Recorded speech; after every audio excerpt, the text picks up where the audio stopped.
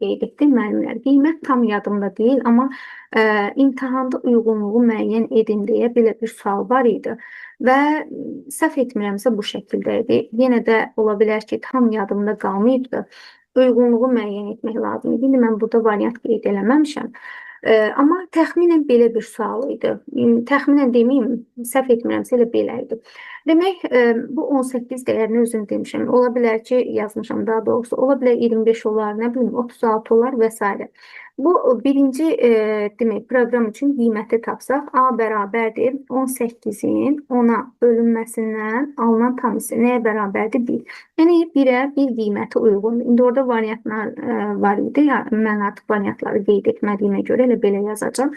Sonra bu proqramın, ikinci proqramın nəticəsinə baxsaq, A bərabərdir 18-in 10-a bölünməsindən alınan ədəd nəyə bərabərdir? 1,8. Bunu da burada qeyd edirəm. 2-yə uyğun idi. 1,8 ola bilər ki, yeni qeyd edirəm. 18-i 25-dir, 3-dür və s. Amma səhv etmirəmsə bu hissələr belə olmalıydı.